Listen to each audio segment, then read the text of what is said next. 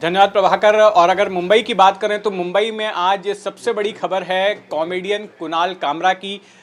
कुणाल कामरा ने बॉम्बे हाईकोर्ट का दरवाज़ा खटखटाया है और उनकी फरियाद यह है कि मेरे खिलाफ मुंबई पुलिस ने जो तमाम मामले दर्ज किए हैं उन तमाम मामलों की एफआईआर रद्द कर दी जाए, खारिज कर दी जाए। बीते महीने कुणाल कामरा के एक वीडियो को लेकर बवाल मच गया था जिसमें कि उन्होंने कथित तौर पर महाराष्ट्र के उप मुख्यमंत्री एकनाथ शिंदे का मजाक उड़ाया, उनको गद्दार कहा और कई दूसरी बातें कही। और जिसके बाद जिस स्टूडियो में, खार इलाके में स्टूडियो था जहां पर कि ये रिकॉर्ड किया गया था, उस स्टूडियो में तोड़फोड़ की गई। इसके बाद मुंबई महानगर पालिका ने भी वहां पर अपना हथौड़ा चलाया और कुणाल कामरा जो कि मुंबई के बाद तमिलनाडु में चले गए, जहां पर बताया जाता है कि इस वक्त तो रह रहे हैं, वहां फोन पर उन्हें बहुत सारी गालियां दी गई, धमकियां दी गई। और इसके बाद कुणाल कामरा ने मद्रास हाईकोर्ट का दरवाजा खटखटाया जिसकी तरफ से उन्हें राहत मिली। 17 तारीख तक जो है उनकी गिरफ्तारी नहीं होगी। लेकिन इस बीच चूंकि मामला मुंबई से जुड़ा हुआ था इसलिए उन्होंने बॉम्बे हाईकोर्ट का भी दरवाजा खटखटाया और आज उस मामले में सुनवाई थी बॉम्बे हाईकोर्ट में सुबह के वक्त। और इस सुनवाई के दौरान बॉम्बे हाईकोर्ट में जज ने, जो मुंबई पुलिस के वकील थे, सरकारी वकील थे, उनसे पूछा कि कुणाल कामरा की अर्जी पर अब आपका क्या कहना है।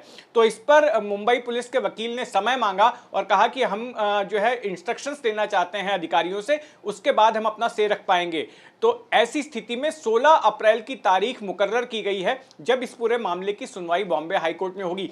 इसके अलावा कुणाल कामरा ने एक और दरखास्त अदालत से की है, वो यह है कि उनका जो बयान है, पुलिस जो बयान दर्ज करना चाहती है वो वीडियो के जरिए किया जाए, वीडियो कॉन्फ्रेंसिंग के जरिए किया जाए, क्योंकि अगर वो यहां पर आते हैं तो उनकी जान को खतरा है, उनके साथ मारपीट हो सकती है, उन पर हमला हो सकता है। तो इस पूरे मामले की कानूनी पेचीदगियों को समझने के लिए आइए बात करते हैं। मेरे साथ मौजूद हैं एडवोकेट गणेश सोनी जी, जो कि तमाम जनहित से जुड़े हुए मामलों पर नजर रखते हैं और अपनी राय भी देते रहते हैं। तो सबसे पहले गणेश जी, मुझे आपसे ये समझना है कि आपने कुणाल कामरा की ओर से दायर की गई ये पिटीशन की कॉपी है, इसको आपने स्टडी किया पूरी तरह से, क्या क्या मुख्य बातें हैं इसमें? बिल्कुल, ये जो पिटीशन है वो मैंने सही ढंग से पढ़ा है। और जो ये एफआईआर जो है, फर्द बयान है, वो शिवसेना के जो एकनाथ शिंदे का जो पक्ष है, उनका जिस पार्टी जो है, इनकी तरफ से 23 मार्च को रात को 11 बजे वो दर्ज की गई खार पुलिस स्टेशन में। और उनको उसी समय समझ लो कुछ 40 मिनट पहले उनको कोई एक वीडियो आया था। और वो वीडियो कौन सा था? करीब 2 फरवरी को जो होटल है, जो कंट्रोवर्शियल होटल जिसको बोला जाता है, जिसके ऊपर हथौड़ा भी पड़ा मुंबई बीएमसी का, तो वो होटल में ये कामरान ने जो शो किया था। और कुणाल कामरान जगह विख्यात स्टैंड अप कॉमेडियन है, उनको पूरा दुनिया जानती है।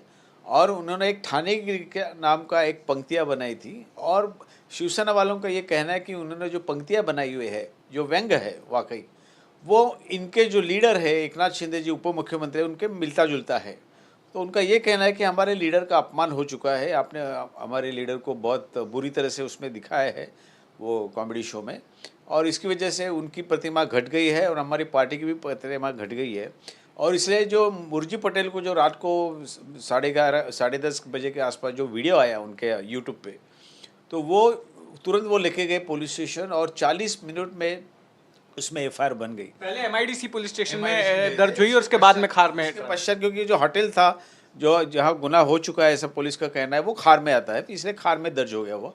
और उधर क्या हो गया कि जो जो सेक्शन जो है, जो अपराध जो है उन्होंने जो दर्ज किए उसमें इन्वोक हो गए हैं, वो वाकई नॉन कॉग्निजेबल है, उसमें एफआईआर बनती ही नहीं, ऐसा कुणाल कामरान का कहना है। और कुछ हिसाब से वो सही भी है।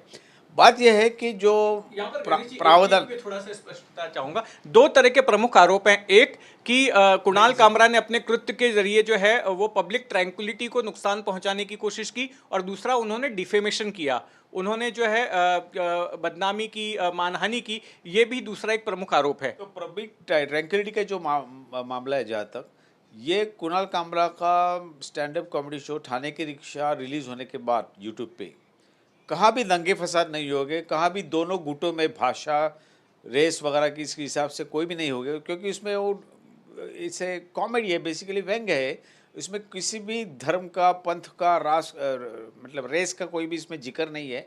सिर्फ वो लाइटर वेन में लिखा हुआ है उन्होंने वो पंक्तियाँ। तो इसकी वजह से ट्रैंक्विलिटी का मामला बनता ही नहीं। और जो दूसरा जो डिफॉर्मेशन की जो बात चल रही है, जो शिवसेना वालों को जो कहना है कि हमारे लीडर की बेइज्जती हो गई उसमें, क्योंकि बेइज्जती के जो सेक्शन, जो कानूनी जो प्रावधान है, वो बेसिकली नॉन कॉग्निजेबल एफआईआर इसमें बनती ही नहीं। तो कुणाल कामरा का जो पिटिशन है, वो जो आज सुनवाई पे आया था हाईकोर्ट में, उन्होंने ऐसा बोला कि अगर ऐसा कोई फिरियाद लेके आता है पुलिस स्टेशन में कि हमारी किसी की बेइज्जती हो गई है, हमारे लीडर की हो गई है, हमारी पार्टी की हो गई है, तो उसमें प्रिलिमिनरी इंक्वायरी, प्राथमिक जांच का प्रावधान जो नया बीएनएस ये 23 जुलाई से जो पिछले साल से अस्तित्व में आ गया, उसके मुताबिक प्रिलिमिनरी इंक्वायरी होने के बजाय उन्होंने डायरेक्ट एफआईआर ली हुई है। ये काफ़ी गलत है, ऐसा उनका कुणाल कामरा का कहना है, और इसलिए उन्होंने खारिज करने के क्वैशिंग की पिटीशन लगाई हुई है। अच्छा, ये बताइए कि क्या ये मुमकिन हो सकता है कि कुणाल कामरा का बयान जो है ऑनलाइन तरीके से लिया जाए, वीडियो कॉन्फ्रेंसिंग से? क्या ऐसा आमतौर पर होता है? मतलब उनको करीब 500 धमकियाँ आ चुकी है, और जो धमकियाँ देने वाले हैं वो कोई सामान्य नागरिक नहीं है। दुर्भाग्य की बात है कि जिन्होंने संविधान की शपथ लेके मंत्री बन गए हैं, ऐसे लोग, मंत्री लोगों ने भी उनकी बहुत बेइज्जती की है, और उनको भी धमकियाँ दी है कि हम हमारी तरफ से आपको डील करेंगे। मतलब उसमें उनको जान को भी खतरा है। उनको 500 करीब धमकियाँ आ चुकी है, और इसलिए वो यहाँ नहीं आना चाहते, और अगर वो आएंगे तो उनके जान को खतरा, उनके ऊपर हमला भी हो सकता है। तो इसलिए उन्होंने जो बोला है कि मैं मेरा वीडियो कॉन्फ्रेंस पे ले लो, मुझे जो प्रश्नावली, जो क्वेश्चनरी मुझे भिजवा दो, उस हिसाब से मैं आपके हर एक सवाल को जवाब देने के लिए तैयार हूँ। उसमें मुझे छिपाने की कोई आवश्यकता है नहीं।